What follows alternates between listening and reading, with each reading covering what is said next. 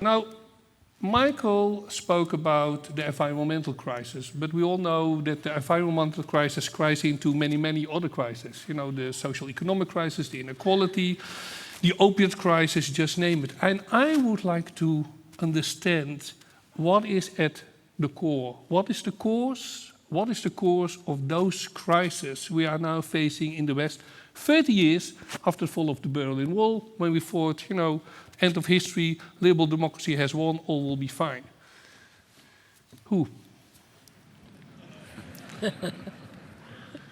Okay, Eric, you have strong views.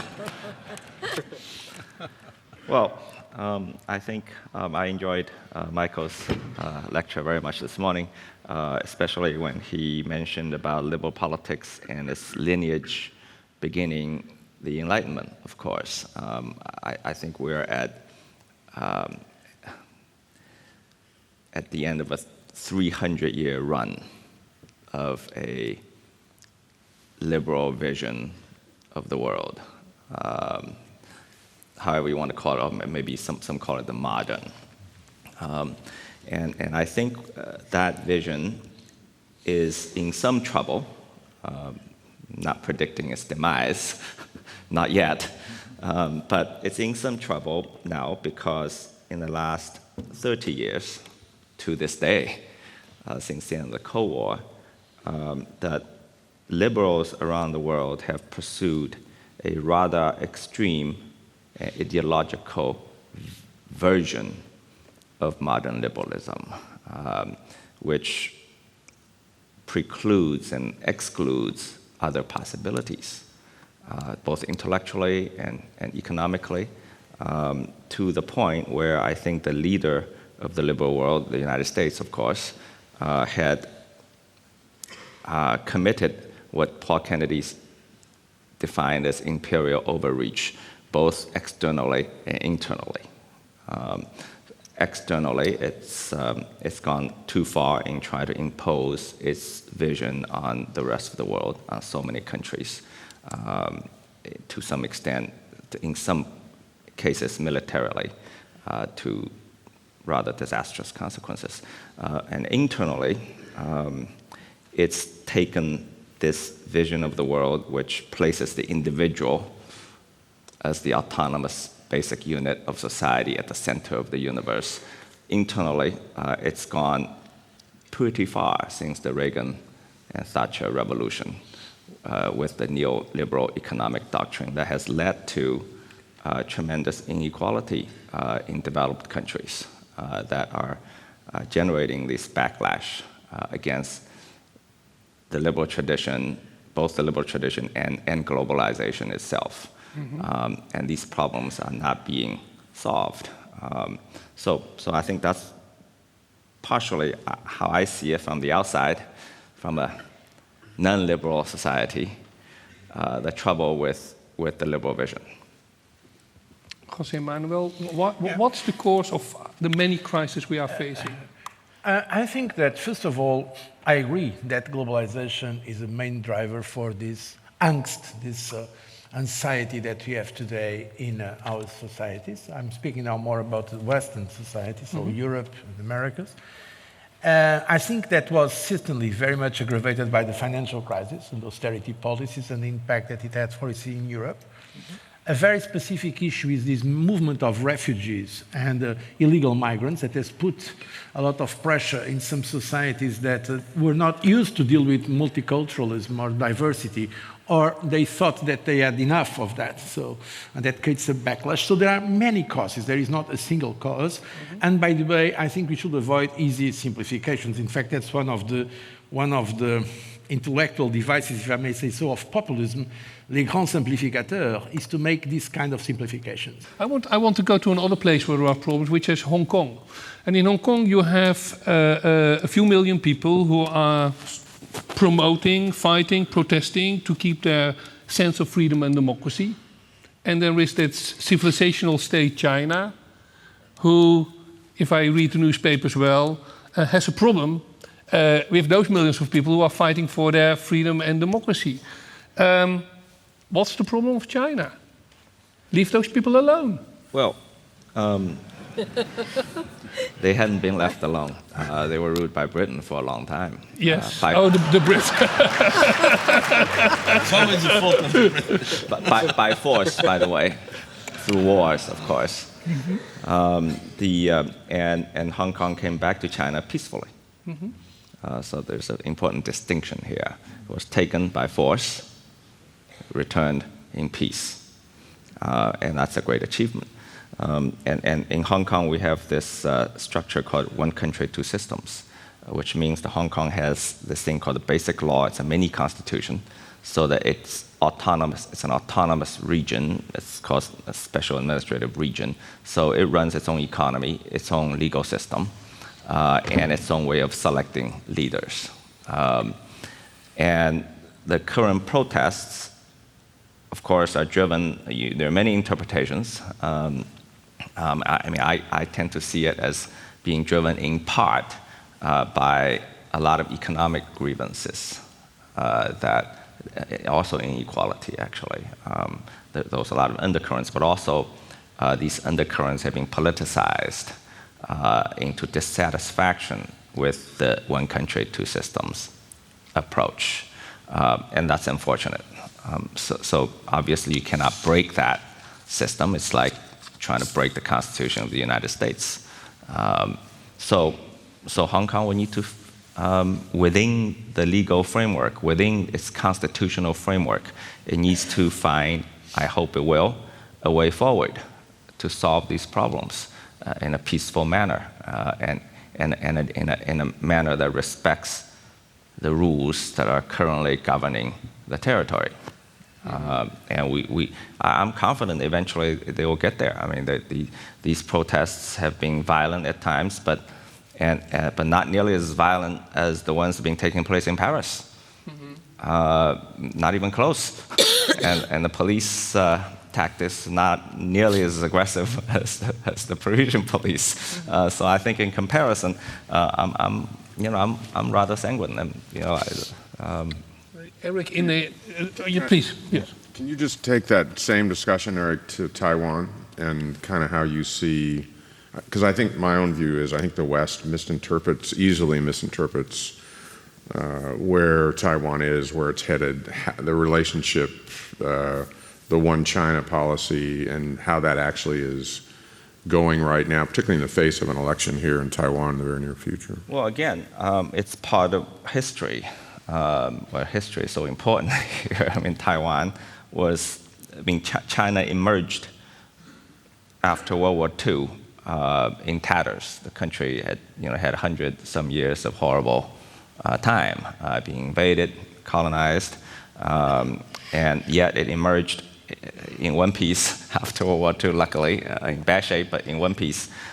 So its goal is to reunify the Chinese nation, and it's part of national aspiration. And Taiwan obviously is a part of that. And the current Taiwan constitution says that it is part of China. So it is an aspiration, you could say, on both sides of the strait. Although I do recognize there are people in Taiwan, sizable part of the population, who want Taiwan to be an independent country. But as you know, these are very difficult goals. It's always, in America, to be independent from Britain, it came with wars and bloodshed and extraordinary violence. So this is not an easy proposition. I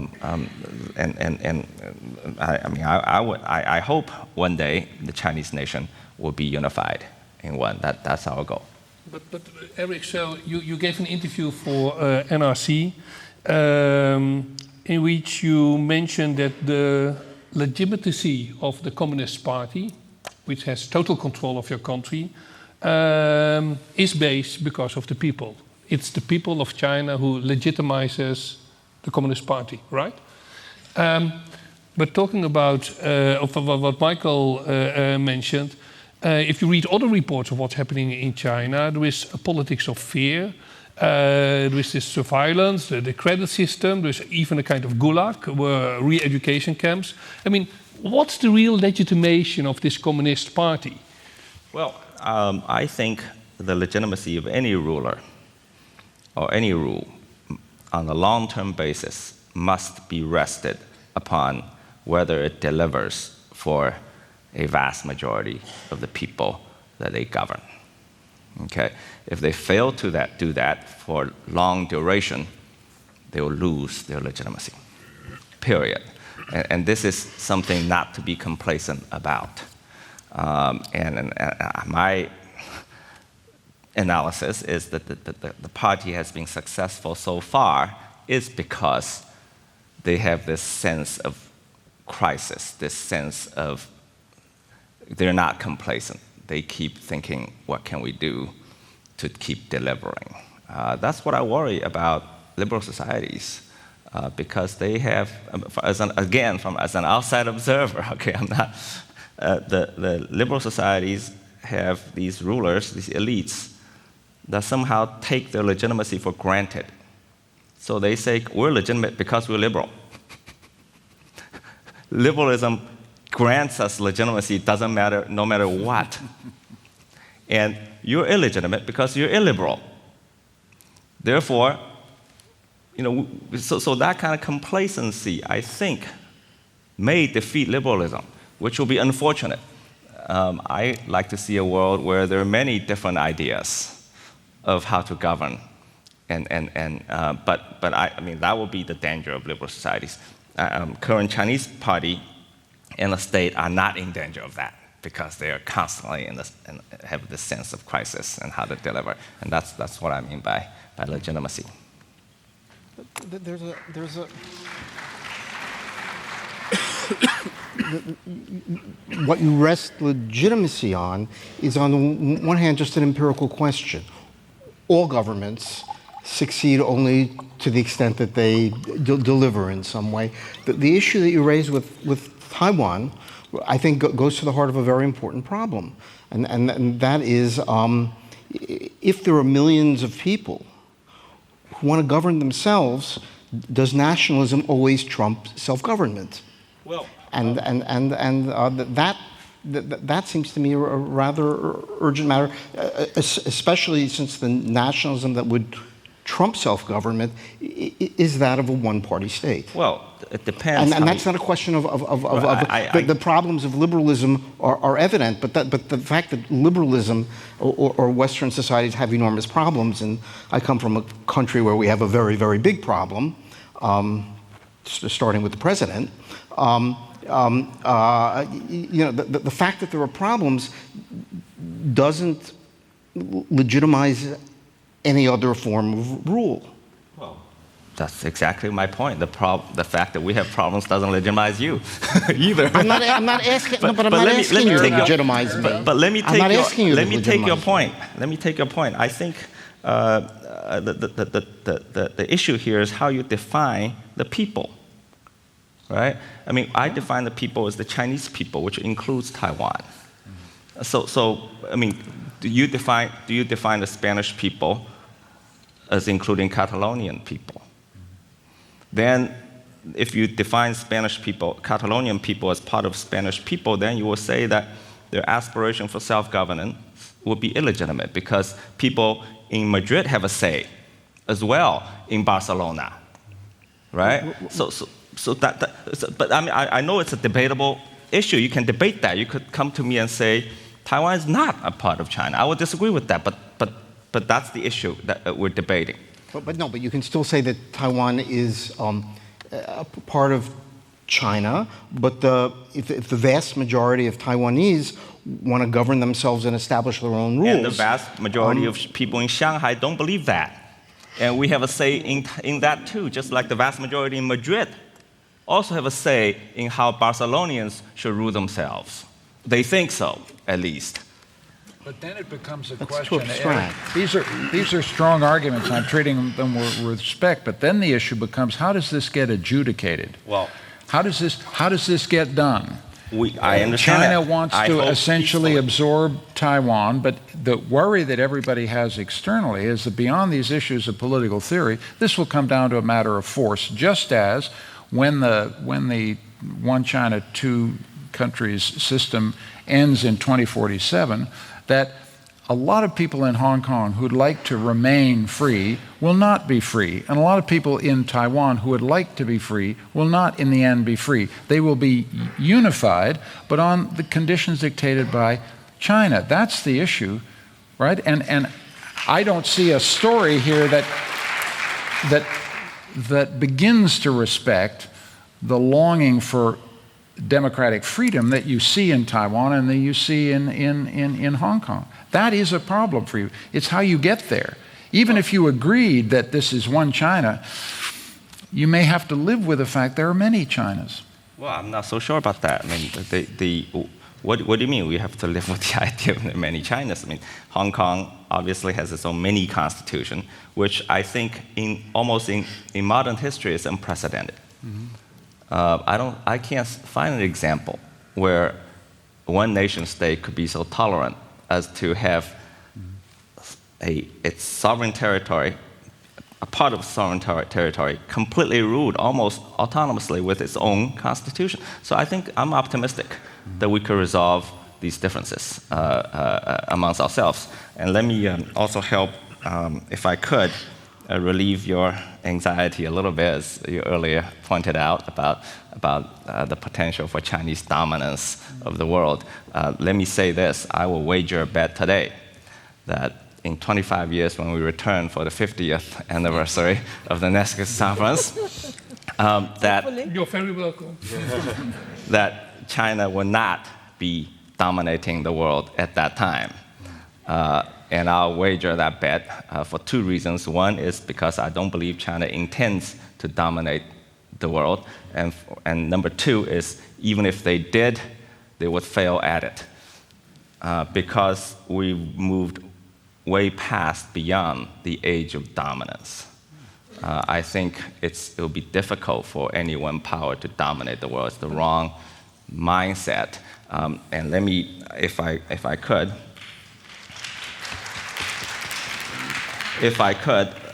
please let me finish my train of thought. You know, in 20-some years ago, I was still a youngster coming out of university. At that time, China was just beginning to, sort of barely joining the WTO, was trying to, emerge. And there was a lot of anxiety at that time, even. And I read one day I was reading the Wall Street Journal, I think, on the left column. There was a picture of the Chinese grand strategist, Zheng Bijian, who coined the term peaceful rise. And he said that China's aspiration is to rise peacefully. And I read that. I was very excited. I went out and talked to people and said, we're going to rise peacefully. and everybody was very, very suspicious and skeptical. And they attacked the idea and all of that. And to this day, I go out and say, peaceful rise, and people look at me saying, what are you smoking? Okay? But let me just say this. In my lifetime, just in my career, peaceful rise has already happened. It's a fact on the ground. We went from, since I started my career in business, we went from a poor agrarian country to a behemoth that that is China today. Behemoth in every respect, okay? Yet, no country has been invaded, not a single shot fired, no violence. And if you look at human history, the rise of every power, from Athenian Empire to the Roman Empire to the British Empire to America's manifest destiny to the rise of modern Germany and modern Japan, Ottoman Empire, every single one of them, their rise was accompanied by tremendous bloodshed, colonization, wars, massacres, okay? And China's rise to date has been bigger and faster than them all. Mm-hmm. In fact, but no war yet. So that's something to celebrate. I'm not predicting the future, but at least the achievement to date is something worthy of celebration and worthy of cultivating further. Yeah, I wouldn't disagree with the principle. That's how empires get built.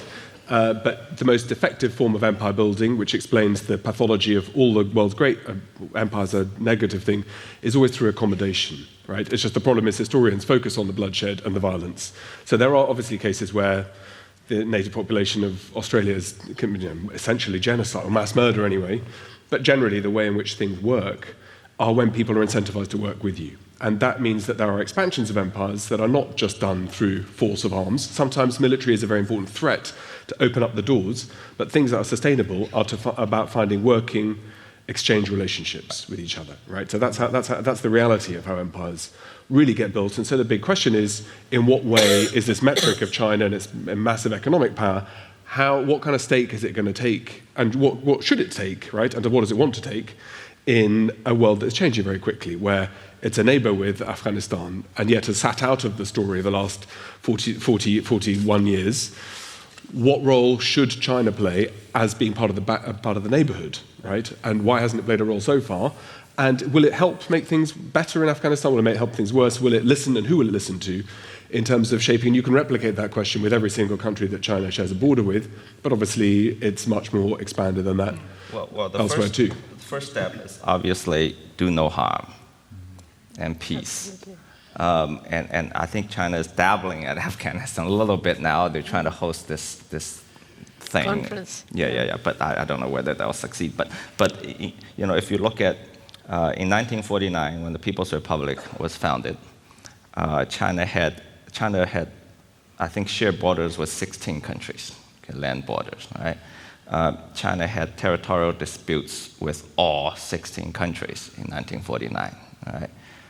Today, that number is down to 2, essentially 1, India and Bhutan. And Bhutan was a part of India, okay? So in the last 70 years, China has settled its territorial disputes with 14 of the 16 countries it shared border with, all peacefully. With Russia, it was like centimeter by centimeter negotiation over a 15-year period. Yeah, the single most important territorial dispute, of course, is in South China Sea, which isn't resolved. Well, I'm talking about land borders, right? Okay. So therefore, no. But we have an admiral here, But so he understands what the sea. What I'm trying to say is that's something to celebrate, isn't it? I mean, I don't see a lot of precedents in history in all your countries what you've done to settle your borders, huh? So come on, cut us some slack.